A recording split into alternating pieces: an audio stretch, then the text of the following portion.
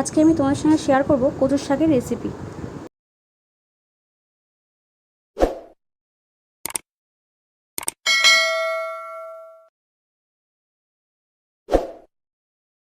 প্রথমে আমি কচু শাকগুলো ভালোভাবে ধুয়ে নিয়েছি। ধুয়ে নেওয়ার পরে আমি এগুলোকে একটা কুকারের মধ্যে বা একটা পাত্রের মধ্যে নিয়ে নিয়েছি, সেগুলোকে নুন দিয়ে ফুটানোর জন্য।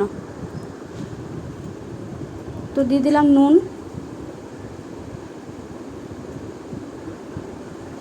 তো এবার আমি এটাকে ফুটিয়ে নেব। তো দেখো কচু শাকগুলো আমার কিন্তু ফুটানো হয়ে গেছে, আর আমি জল ঝরিয়ে নিয়েছি। এটাকে আমি কড়াইতে দিয়ে দিলাম সাদা জিরে। এই জিরেটাকে আমি ভেজে নেব।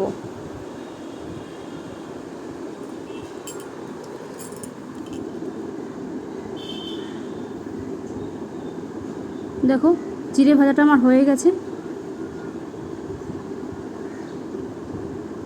কড়াইতে আমি দিয়ে দেবো তেল।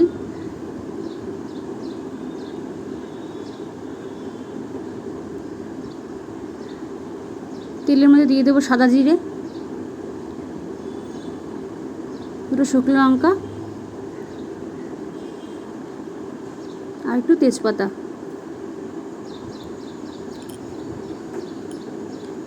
এবার আমি কচু শাকগুলোকে এক এক করে ছেড়ে দেবো। দেখো সবগুলো কচু শাক আমার দেওয়া হয়ে গেছে। এর মধ্যে আমি দিয়ে দেবো দুটো কাঁচা লঙ্কা চিড়ে।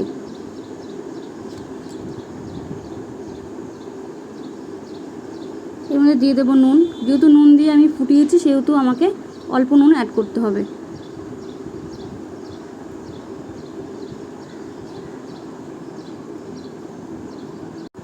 এবার আমি ভালোভাবে নেড়ে নিলাম।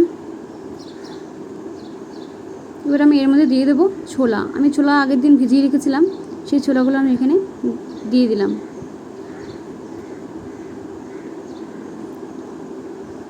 এবার আমি দিয়ে দেবো এর মধ্যে হলুদ গুঁড়ো।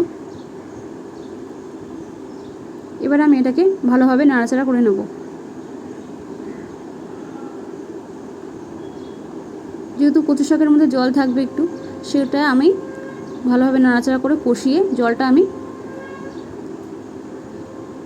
শুকিয়ে নেব।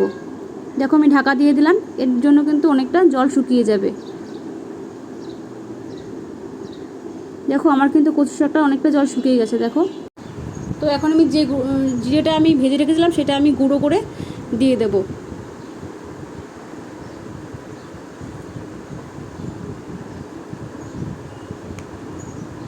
এবার দিয়ে দিলাম চিনি।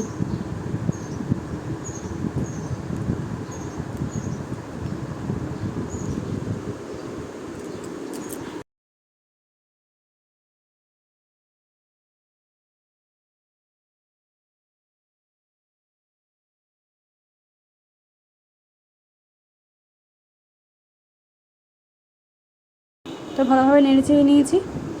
কচু শাক আমার রেডি হয়ে গেছে। তো ভিডিওটা ভালো লাগলে লাইক, কমেন্ট ও শেয়ার করে দিও। দেখা হচ্ছে পরের ভিডিওতে।